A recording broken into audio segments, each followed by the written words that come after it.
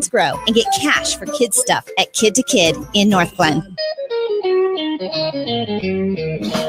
You're listening to the Experience Pros radio show, the most positive business talk show in America. Best-selling authors of Lists That Saved My Business and founders of the Extreme Customer Service Directory, Angel Tussey and Eric Raymer, are inspiring you to get your business right. They know the customer experience isn't just another thing, it's the only thing. Let's join Angel and Eric for today's program. Hello and welcome to the Experience Pros radio show with Angel Tussey and Eric Raymer. Very nice to have you along with us today. We are here to remind you that small business is big business and your business is our business.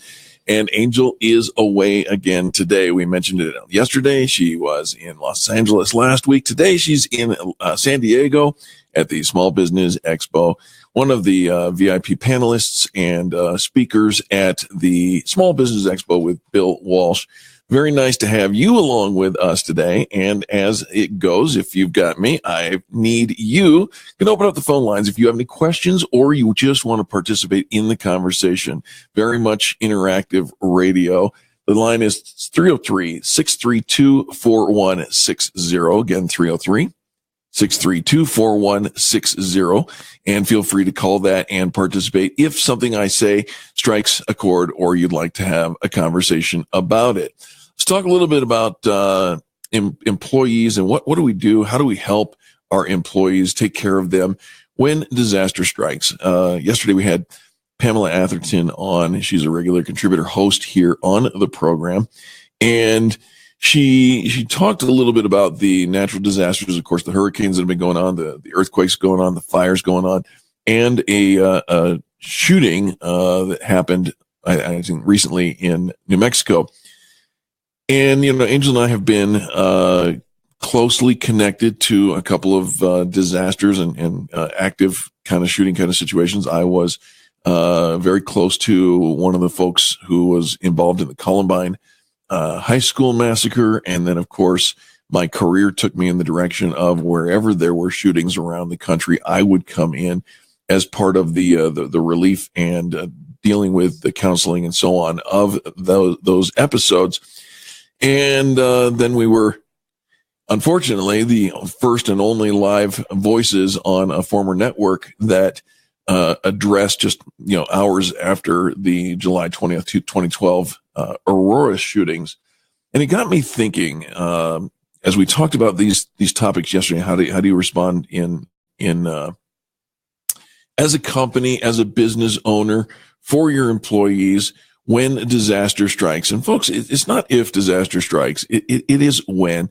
Unfortunately, the world in which we live tends to degrade in the nature of the elements that, people are going to continue to shoot them, other people. There are bad people out there. And it's sad for us to say, but it is also something for us to prepare for and to try to wrap our hands and heads around. Then you got the natural disasters, Harvey, Irma, Maria, the earthquakes that are going on, Mexico twice in just 12 days. Fires continue to burn all around the western states and so on. And what are you, as the owner of a business, especially one who may or may not have staff, doing in order to take care of your employees when disaster strikes? The disasters do not erase the need for basics like food and water. They don't get rid of expenses like hotel fees or gas, public transportation, medical copays, those kinds of things.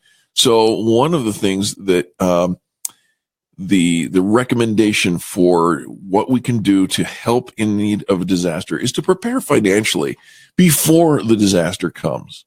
And so, what does that mean? Maybe you set aside money for catastrophe pay, or establish a fund that employees can pay into that can offer disaster relief grants. I think it was Starbucks who earned recognition for providing both of those options during Hurricane Irma. The next thing is you can make sure that your team has access to options like the individual assistance grants from the FEMA, from the Federal Emergency Management Agency, or individual county and state grants. Provide links on your website so that when disaster does hit, you can share them on all the appropriate social media channels. You can establish a fund that allows you to match gifts donated to people in the affected area. You can also put money aside that can cover low interest loans to employees. On top of all those elements, look at your insurance policies, make sure they're updated. Also, might be a good thing to check your lines of credit, not just your personal lines, but your business lines of credit. Any one of those things could be very, very important when you need them. And Lord willing, we'll never need them, but history says otherwise. How about this? Compile a list of available counselors. When something horrible happens in our society, the counselors come, straight to the rescue. They're on the first line, if you will, of dealing with that. So maybe you could, find some people who specialize in PTSD, or find somebody who is going to come in. There's great organizations such as Psychology Today, Mental Health America, the American Association of Christian Counselors, Institute for, there's just so many of them. And I think that we should have a list, and if you want, you should probably vet them. That probably makes sense, right? Of licensed professionals for friends and family members to talk to in the event the disaster strikes. And it just, I'm producing this radio show from Denver, Colorado, but there are lots of radio shows out there that are, in the midst of those cities that are affected by the hurricanes, by the fires, and by the disasters that are going on. So just be ready there. How about this? Communicate your policy. Whether your workers need time off to deal with home repairs, to get medical care, or attend a funeral, revisit your leave and paid time off policies to make sure that they're sufficient. Educate employees about the rights and options. And I think you can't over communicate this. And by the way, if you don't have a leave and PTO policy, you should. If you don't have an employee handbook, you really should. In many states, it's required. Emphasize emergency preparedness. Nobody likes to do those fire drills, but it is critical that you know, and that everyone in the group knows where the information is that we need, what happens when something bad happens, who's going to act, and where are they going to go. Emphasize your emergency preparedness. Have HR make sure that their employee data is up to date. Did a worker just move? Did they have a baby? Did they change insurance plans? Regularly asking employees to review their personal information lowers the odds that you can't get them the help that they need in a timely fashion. If HR isn't correcting the basic errors, they can assist in other ways. But most important, up-to-date files allow you to perform wellness checks and account for everyone on your payroll in the middle of a disaster.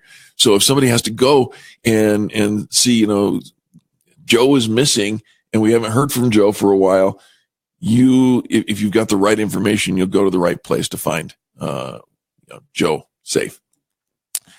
Arrange for using your property. Perhaps your building could serve as a shelter. Maybe it could be a great place to distribute supplies. Have a plan for how to open your doors in a safe and efficient way. First and foremost, for your employees, for your staff, for the people who are under your care, but maybe also for your community. And that's an important piece. How about this? Ask for volunteers. Only so many HR professionals in any business. Let other employees from other levels help together to lead training, to distribute supplies, to coordinate temporary workarounds. It doesn't just keep your business running or offer physical help. It lets workers respond to the psychological need that they have to take action. We saw this. We talked about this with Pam yesterday. When disaster strikes, there is an immediate psychological need to help take action, to help people. But here's the problem. Many times, we just go blindly in saying, I'm here to help, when we then become some form of an obstruction rather than the very help that we want to offer. And then finally this, and I offer this in the spirit of, I've been there, I've lost it, and I remember the crocodile tears that Angel cried when it happened. And that is to back up your data. Everything You need to know the personal information you gathered and checked is safe. In addition to preventing the delays and financial loss, backing up your employees, backing up your financial information, backing up literally everything about your business. And I believe in the Department of Redundancy department. I think that you should back it up to the cloud and have a hard disk, a remote location backup. And I can't emphasize this enough. We've got a couple of people in the Extreme Customer Service Directory who will help you back that up, make it easy for you. But gosh, you really need to back up your data, because when it's gone and it's irrecoverable, that is a sad day. All right, we're going to take a quick break. The phone lines are open if you want to call and engage with any of these programs. 303-632-4160.